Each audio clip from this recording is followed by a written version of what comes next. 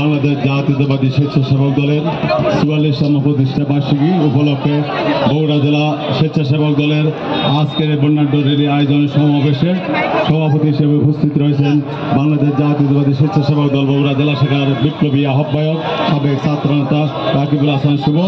আমাদের মাঝে উপস্থিত রয়েছেন প্রধান অতিথি হিসাবে বগুড়া পৌর মেয়র, বগুড়া জেলা বিএনপির বিপ্লবী সভাপতি জনাব রেজাউল করিম বাদশা ভাই।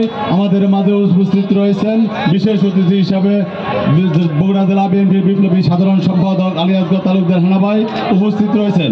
আমাদের চেয়ারপারসনের উপদেষ্টা সাবেক এমপি হেলাদুজ্জামান তালুকদার লালু ভাই উপস্থিত রয়েছেন, সাবেক এমপি আলহাজ মোশাররফ হোসেন। আমাদের মাঝে উপস্থিত রয়েছেন বিএনপি এবং সকল পর্যায়ের নেতৃবৃন্দ এবং অঙ্গ সহযোগী সংগঠনের নেতৃবৃন্দ উপস্থিত রয়েছেন। স্বেচ্ছাসেবক দল বাংলাদেশ জাতীয়তাবাদী স্বেচ্ছাসেবক দল বগুড়া জেলা শাখার সংগ্রামী সদস্য সচিব সাবেক সফল ছাত্রনেতা সাবেক ছাত্র দলের সভাপতি আবু হাসান।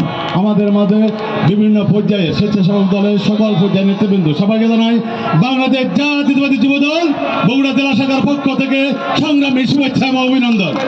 এবার আমার বক্তব্য নয়, আপনাদের সাথে শুধু একটা সুশৃঙ্খল আমরা র্যালি করতে চাই, সেই র্যালিতে আমরা অংশগ্রহণ করব।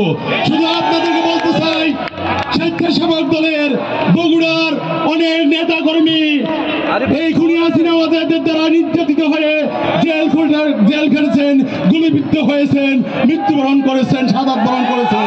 তাদের মাগফিরাত কামনা করছি যারা শাহাদাত বরণ করছেন।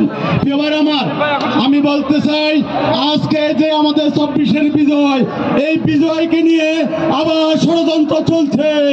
যে ডাইনি পালিয়ে ভারতে আশ্রয় নিয়েছে, সেই ভারত থেকে ষড়যন্ত্র করছে এই বিজয়কে নস্যাৎ করার জন্য।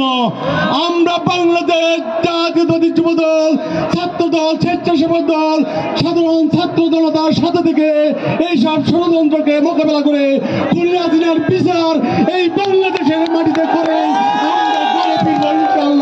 এই আশাবাদ ব্যক্ত করে আমি আমার সংক্ষিপ্ত বক্তব্য শেষ করছি। শহীদ জামারক দেশ নেত্রী আবুসিন নেত্রী বেগম খালেদা জিয়া জিন্দাবাদ, বাংলাদেশের যুব সমাজের অহংকার, বাংলাদেশ জাতীয়তাবাদী বিএনপির